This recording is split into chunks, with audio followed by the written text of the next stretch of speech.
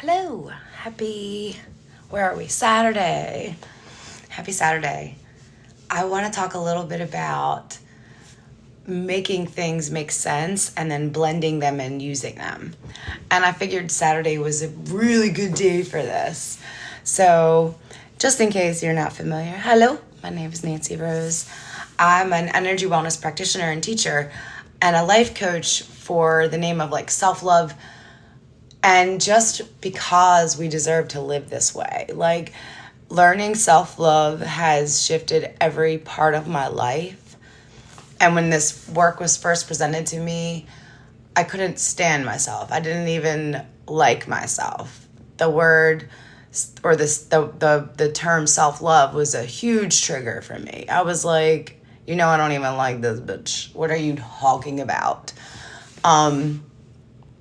So I understand all of the seats with this, you know what I mean? And I think as a teacher, that's my best way to understand and know something.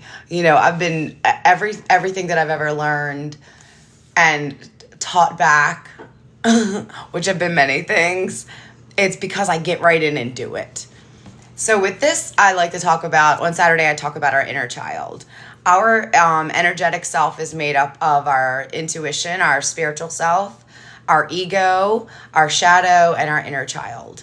And you as a human, you are like the driver, the hub. You are the control person.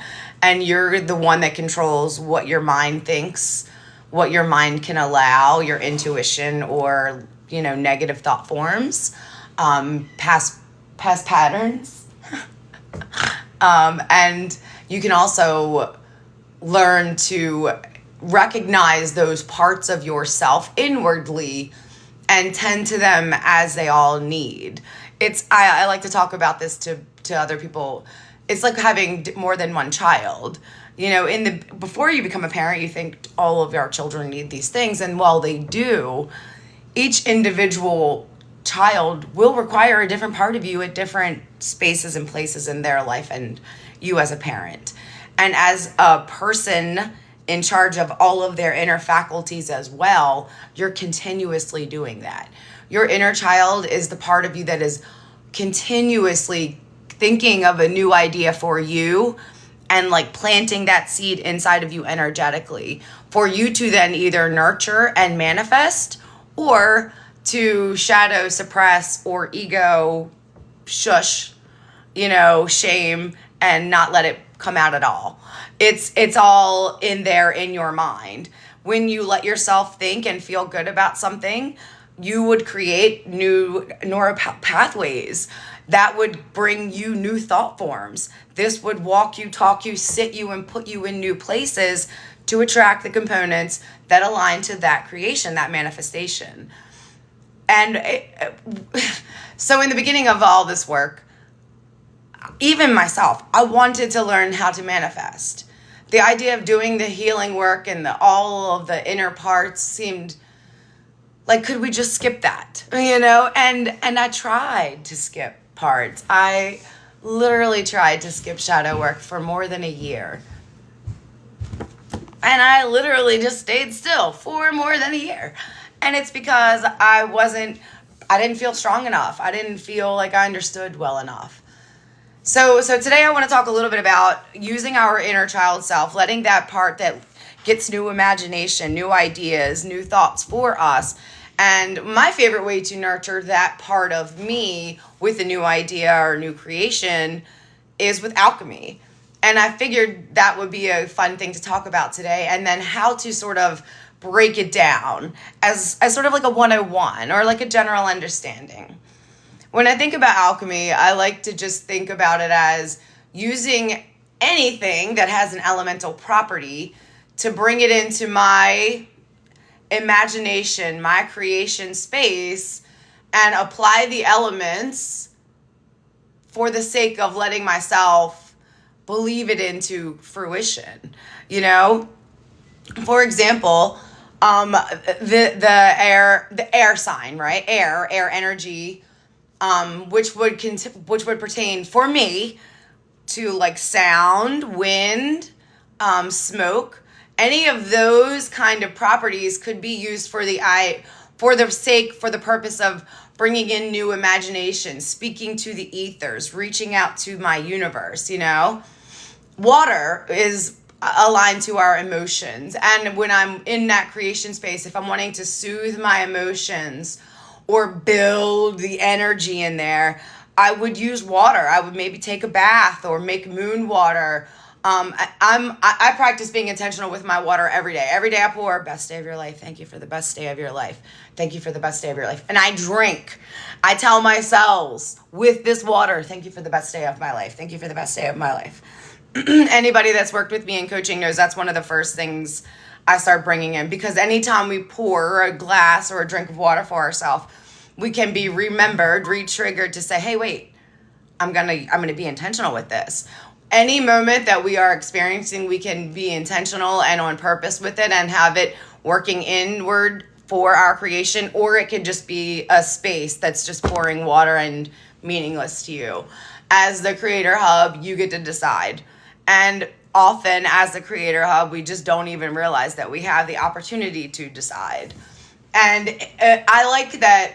My favorite thing is helping each other understand how much we got going on in there that we haven't even been letting ourselves experience. We haven't let ourselves even try. I think about this like, imagine if we came into this world not realizing that these legs could walk. And then all of a sudden, some guy over there decided to try and stand up. And now people are like walking around.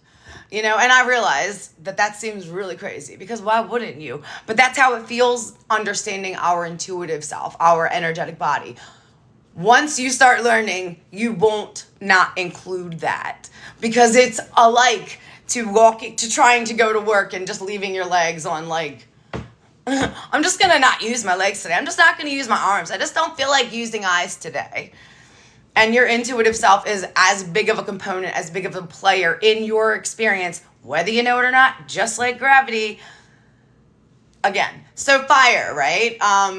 We've all kind of seen the moon circles where we write down our intentions and we throw it into the fire. Fire is our transformative element. It's transformative inside of our belly for digestion. And anything that touches fire is changed, even if it's just a little bit. Not a single thing can go into a fire element. Oh, do you like the sun ray? I do. And leave the same. So anytime that we're wanting to bring forward change, we need to shift, and we want powerful energy, we can use fire. We can light a candle. We can make a bonfire in our backyard safely in a fire pit.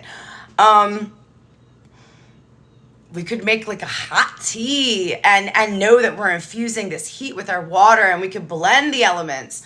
And then we have our ground, our earth, our dirt. And we use this to stabilize the whole being. We can use that to plant, to bury, for endings and new beginnings, kind of like fire, But they all sort of work together. And you have the ability as a human to use these things around you all the time, and or to not. The same way that you use fire every day to cook and to take care of your digestive self, you could be speaking and appreciating and honing in on that moment, layering in goodness and well-being. If we understood, when we understand that all of these moments in the middle that we feel meaningless, we're on the way to getting ready to get, all of those moments are so much more valid, so much more important, so much more meaningful to your unfolding than you ever realized. We've taken them for granted. We've thought nothing of them. And in fact, we wasted them, wasted opportunity to bring in more joy, more, I would love that. Just more well-being, more cooperation, more love, more money, more health, more inspiration and connection, more meaning. And sometimes in the beginning, it's less shitty. Less bad things happening, more ease, more relief. Maybe it'll be okay. A little bit of optimism, a little bit of hope. Depending on where you are, you get to work your way up. When you're in tune with your energy, it can be a little chaotic in the beginning, trying to see yourself on the invisible and navigate blending that. For me, that's why I love alchemy. If I'm distracted playing with an eggshell and, paints and fire, can I really be worried about if this isn't going to work out for me? No, I can be in my creative energy and I can know this is going to work out for me. My kittens are crying because they want me to, I have already fed them, but we have like a routine in the morning where after they play upstairs, I give them their fresh things. So they're just like ready for their Jackie. Oh my God. Come here. You're making people worry. Me or people. Come here, say hello. Come say hello. Say, I'm a baby. I'm a baby. My name is Jackie Chan, and I am the sweetest baby. I purr all the time. Listen to me purr. And I'm fine. I'm crying, but I'm fine. I just want my mommy. Or I want to play. But I don't like in the middle. Me neither. So, actually, now I don't mind in the middle, but it is so much fun when things come out. Get down. So, whether you have never, ever practiced alchemy or magic, whatever you like to call it, whether you've never even considered it, if you are new or considering tuning into your emotional well-being, your mental health, your creator abilities, your inner arms and legs and eyes and ears, this is a fun practice for that. And like most of the things, I wouldn't be doing anything with them anyway. I'm using something for a great reason that would have been left for nothing. When I let myself make something out of nothing, that big audacity just brings me closer to what I want. All of this work, all of the soothing, all of the creating, all of the thinking, all of the layering, all the layering in is to bring us what we prefer. Once we understand that we can manifest, we want what we want. Not getting what we want feels annoying. Not feeling good is unbearable. Like, I tell people often, if something is wrong with me and I'm complaining, it's because I am so used to feeling good. I do not intend to let myself live in an uncomfortable state ever again. I'm going to get it right with me. I'm going to do what's best for me so that I feel well, so that I am in my best alignment, so that I can bring in more well-being, more goodness. I will not stay in a place where I am suffering ever again. I know that it doesn't serve me. I know that it doesn't serve the people that I'm working for or caring for or loving. It doesn't do anything good for anything, period. I just will never do that again. And I have many tools now to help me navigate this invisible world. And alchemy is just one of the ones I love the most. So wherever you are today, so Saturday is just my day for Inner Child Day. And I love this part of our energetic self because this is like, I always tell people I feel like it's where inside of our body, it's like a child with a button. And when the child is happy, it pushes the buttons and presents come out. I feel like play energy is a big manifesting energy. And again, we're doing all of this for the sake of we deserve it. For our body deserves to live healthy and happy. Our life deserves to be happy. We deserve to be happy. All of us, all of me deserve to be satisfied and fulfilled. Not just this, not just that. I shouldn't have to pick and choose. I can let it all be better, step by step, thought by thought, feeling by feeling, shifting and shifting gradually into the spaces I want to be. And staying there if I want and or leveling up when I'm ready. But there's absolutely no reason that I would stay in a place that doesn't feel good. or growing or loving. I can just shift, and I will, and once you get into that knowing, it's a whole different life. It changes everything. You wake up excited every day. You know that all of the little moments matter. Instead of it just being a nothing in between, you know that you're always moving yourself closer to the goal, closer to the excitement, closer to the creation. And where it might be a little daunting in the beginning to realize, well, I'm going to do this forever. Holy crap, I'm already tired. Once you get the rhythm and the flow and you understand that you create your own wave, you can slow things down and speed it up. You can soothe the contents of the ship and let it be joyful. You can be ready to be ready, to be ready, to be ready all the time. You can start to catch up with yourself and find this rhythm that you've never known for yourself before. No matter how old you are, how long you've been living a certain way or having a certain habit or partnership or ailment, you can make them all different.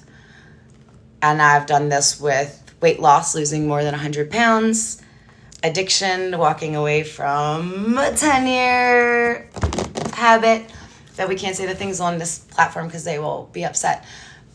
Codependency.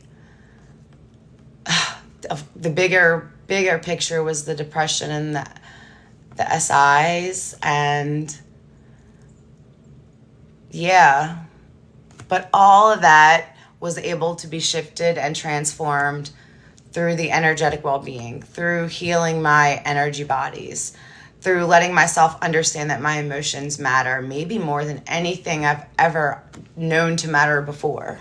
For me personally, these are my biggest, strongest tools, and you can let yourself learn this and discover this for yourself. You can become curious for yourself and start down this journey in any space. And your ego will tell you it's stupid. The work will seem not important. And that's the difference between an action-oriented being that is used to instant gratification versus a creator being who knows that energy always goes first. Thought leads creation. Thought, feeling, manifest. Thought, feeling, manifest. If I can't even hold the space for me to think it, believe it, and feel it, it will not come out. No, the instant gratification piece has to kind of go away. You have to let yourself be continuously satisfied because there is always more coming. It's not the same as when you're living with instant gratification. You're just like, not more, not more. It's like feeding a pit that's never satisfied. But when you're always on the way and there's always more parts and this is good and that is good and and this is good and that is good and it just keeps getting better and better. There aren't dips. There aren't parts that are suffering or lacking. The ebbs and flows are just always enjoyable. I'm always satisfied and sometimes I'm fucking static. I'm always happy and sometimes my mind is blown, and at any moment I'm at least happy. I'm at least thrilled to be here. I'm at least excited to see what's next. And sometimes, wow. You become that sort of a creator.